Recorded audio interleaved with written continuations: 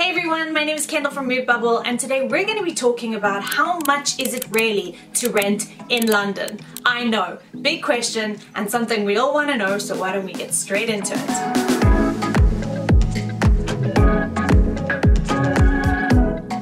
Renting in London is not cheap. In fact, the rent seems to just go up and up and up.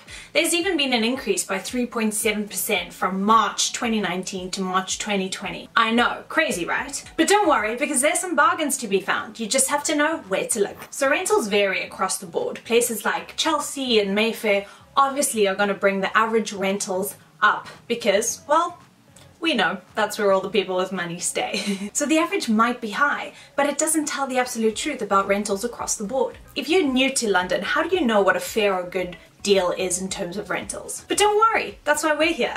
We're here to help you better understand the rental market in the capital. So the first question is, what is the average London rent? Well, we've had a look at different areas such as Mayfair and Chelsea, comparing it to areas in southwest London that are a lot more affordable, looking at studios, mansions, one beds. This average calculates it all. So the final number that we've come to is £2,102 for a one-bedroom apartment. Yes, I know, crazy, right? And you might be thinking that is a lot of money to spend on a one-bed apartment. But remember, you do get for what you pay for. However, this average is looking at extremes, so why don't we break it down a little bit further? So the average for a one-bedroom property is £1,730 per month. A two-bedroom property is £2,300 per month. A three-bedroom property is £3,100 per month. A four-bedroom property is £3,400 per month, and a five-bedroom property is £4,500 per month on average. So these are just the averages in terms of the number of bedrooms that you get per property. However, why don't we break it down a little bit further to find out what are the most expensive areas to rent in and what are the most affordable areas to rent in. Just to give you a little bit more information, this average of £2,102 per month for a London rental changes. Why does it change? Well, because we're not looking currently at the greater London area, but the minute we start to look at properties outside of London that don't have a London postcode, the average decreases because properties are a lot more affordable. So properties that don't necessarily have a London postcode, but that fall within the London borough, have an average of £1,675 per month, which sounds a lot better to me. And of course, if I'm new to renting in London and have no idea where to spend my money, these might be the areas that I want to look. So we know what London's average rental is like on a monthly basis. We also know what Greater London's average is like. But my question is, how does it compare to the UK average? Well, London is one of the most expensive cities to live in the entire world. It's no surprise there, but as you go further out of central London, rentals become a lot more affordable. So if we're going to look at the UK average as a whole, that number is currently sitting at £960 per month, which is £715 cheaper than what you would spend on rent in central London. But that's definitely no surprise, because London is one of the most sought after places in the world, and everyone wants to live in central London where everything is convenient, where there's a lot of transport, and where it's all happening. So, as mentioned, the further out you go, the more affordable your rent will be. So what are the factors that impact London rentals? Well, there are just a few that I can think of. The first one being the postal code. So the closest you live to central London, the more expensive your rent is going to be.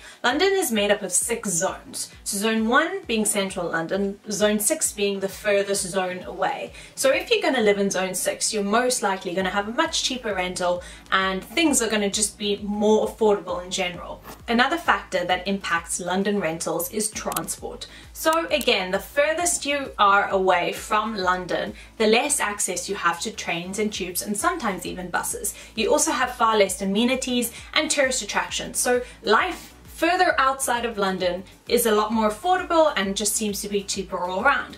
If you are in central London, you can have a lot more access to transport, so that includes tubes, buses, trains, boats even, and you're going to have amenities everywhere. You're going to have things to do, you're going to have shopping centres, you're going to have the cinema, you're going to have tourist attractions like the London Eye. So life in central London is more pricey because there's a lot more to do, there's a lot more going on, and that is where everybody wants to live if they can, you know? I mean, who wouldn't want to live in central London? Another factor that comes into play when looking at London rentals is your view. So if you're in southwest London, which is slightly further out at zones 2 or 3, Yes, your rentals are going to be a lot more affordable, but if you're sitting on the Thames and you've got a beautiful view and you've got the garden, you've got everything that you need and you're living in a form of luxury, rent is obviously going to be a little more expensive. So what you get for what you pay for determines your living and how affordable things really are. So I know that you guys want to know, because I know that I wanted to know when I moved to London, what are the most affordable areas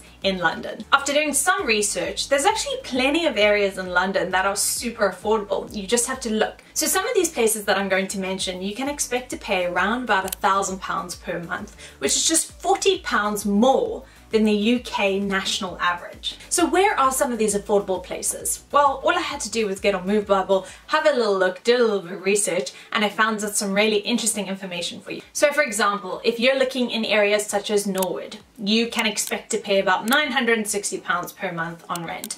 And if you're looking in areas such as Hornchurch, well, you can expect to pay about £940 per month. So to me, that sounds pretty good for what you're getting. Just a little tip, if you're living on your own, or if you are looking for something more like a room share or house share, these often are a lot more affordable. You can live in a nicer place because everyone is jointly paying into the monthly rental, whatever that may be, and they often include all your bills. That means electricity, water and council tax. So room share or house share options are always a really great way to find good deals and rentals in London. So it's really not that hard to find bargains in London. All you have to do is do the research, find out, look for it, ask questions, and most often than not, you'll find what you're looking for. So I'm going to list off 10 of the most affordable places to live in London, just so you guys have an idea of where to start looking. Number 1, Hornchurch. Number 2, Hillingdon. Number 3, South Northwood. Number 4, Sutton. 5, Croydon. 6, Newham. 7, Redbridge. 8, Bromley. Number 9, Walthamstow. And number 10, Enfield.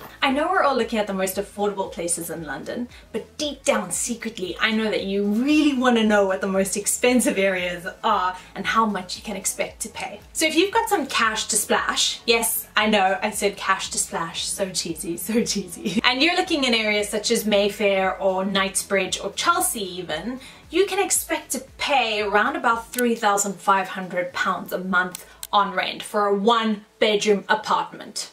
But of course you pay for what you get, and these areas are buzzing with celebrities, the rich and famous, the who's who. They've got the restaurants, they've got the cafes, they've got the shopping centres, they've got everything, the high-end fashion, everything that you can think of. So of course your monthly premiums are going to be so much more because you're living in a place where everyone wants to be. But that's not just central London, it's also including north, east and south, because in some of those areas there are some extremely sought after places and the rentals are sky high.